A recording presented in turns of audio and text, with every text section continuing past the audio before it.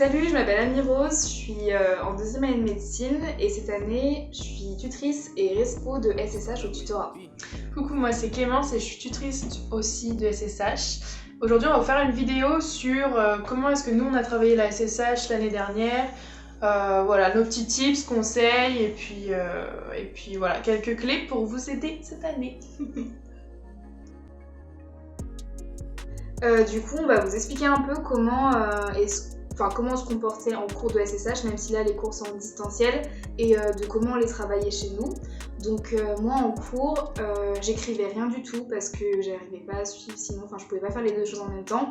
Donc juste j'écoutais les profs et c'est comme ça que j'arrivais à mieux comprendre les exemples. Et voilà. Et moi, au contraire, j'avais vraiment besoin pour rester attentive de faire une écoute active. Donc ce que je faisais, c'est que je prenais un papier, pas mon ordinateur parce que pareil, j'arrivais pas à revenir sinon. Donc un papier et je prenais des notes que je savais que j'allais pas relire, mais ça me permettait d'avoir mon esprit fixé sur quelque chose et de faire des petites flèches, des petits liens et voilà, de rendre le truc un peu plus dynamique parce que pendant 4 heures, c'était un peu long quoi. Et sinon, comment est-ce que je travaillais ensuite la SSH chez moi? J'avais un petit carnet, un abécédaire, donc vous savez comme on a en primaire, ABCD et tout. Et je mettais toutes les définitions et les notions que je trouvais importantes, sur lesquelles les profs avaient insisté. Et en fait, c'est ce qui me permettait de faire les liens entre les différents cours. Par exemple, je notais la définition du mot éthique. Et quand je la retrouvais dans un autre cours, je pouvais la compléter et voilà, ça c'est ce qui m'a vraiment beaucoup aidé. Et sinon, à part les notions, les définitions, le reste, j'apprenais pas vraiment par cœur. C'était plus de la lecture. Ouais, pareil. Au début, je me suis pas du tout mise en tête d'apprendre par cœur. Ce que je faisais, c'était déjà en fait essayer de me souvenir ce qu'il y avait dans les parties. Donc j'apprenais principalement le plan et après je faisais des petits tirets et j'essayais de compléter pour avoir un paragraphe le plus fourni possible. Donc voilà, ça se complétait au fur et à mesure des lectures. Et après, ce que j'ai fait pendant les révisions, c'est que j'avais tout tapé sur un tableau Excel. En fait, j'avais écrit le mot définition dans une colonne. Non, je veux dire le mot de la notion dans une colonne et à côté sa définition. Et à la fin de l'année, j'avais mis tout ça sous liste alphabétique. J'avais toutes les définitions qui commençaient par A, etc.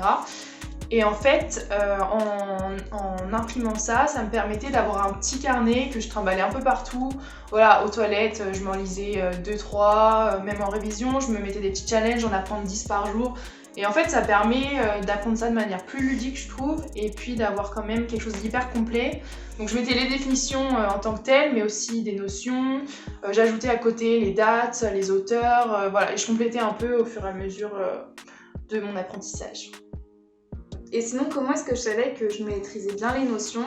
C'est que, en fait, quand je révisais mes cours pendant la semaine, j'écrivais des questions en fait, donc ça pouvait être des questions assez simples de définition de cours, de notions, ou des questions un peu plus complexes qui me demandaient plus de réflexion. Et en fait, chaque dimanche, avec un ami, on se posait nos questions qu'on avait écrites. Alors lui il me posait ses questions, moi je lui posais mes questions et c'est ce qui nous a vraiment permis de bien comprendre les choses. Si on n'avait pas compris certaines notions, on se les expliquait et parfois il y avait même des questions qu'on se posait qui tombaient le jour de la colle du tutorat et ça c'est ce qui nous a vraiment aidé parce qu'il n'y avait pas d'entraînement encore disponible, il n'y avait pas d'entraînement de SSH. Donc voilà, c'est comme ça que je savais si je connaissais bien mes cours ou pas. Et moi, comme j'ai expliqué, c'est assez cohérent avec la manière dont je travaillais, c'est qu'en fait, je réécrivais le plan et que je complétais avec les tirets des infos des paragraphes. Et après, pendant les révisions, j'ai vraiment tout le temps utilisé le carnet dont je vous ai parlé plus tôt. Donc je regardais juste le mot et je voyais si j'arrivais à restituer la définition le plus fidèlement possible. Et si j'arrivais à faire des digressions là-dessus, parler un peu du cours en général, voilà quoi.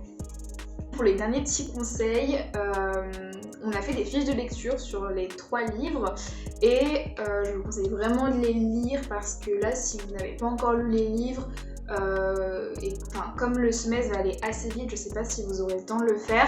Donc allez voir les fiches, elles sont hyper détaillées, vraiment. Et voilà, je pense que ça pourra vous aider parce que comme vous savez, il y a quand même un paragraphe qui est tombé pour le concours des passes avec peut-être 7 questions dessus. Donc voilà, c'est quand même important de comprendre le livre. Pas forcément de connaître tous les petits détails, ça ils vont pas poser des questions dessus, mais de comprendre l'ensemble. Ouais, je pense que c'est aussi important de ne pas négliger les livres. Si vous avez l'occasion, il y en a quand même qui sont plus faciles à lire que d'autres, donc voilà, essayez de les lire. Après, c'est vrai que les fiches de lecture sont des super bons supports, donc on laisse ça à votre appréciation. Et puis aussi, ce qui est important, c'est de ne pas négliger non plus les exemples ou les petites annotations en italique dans les cours en général.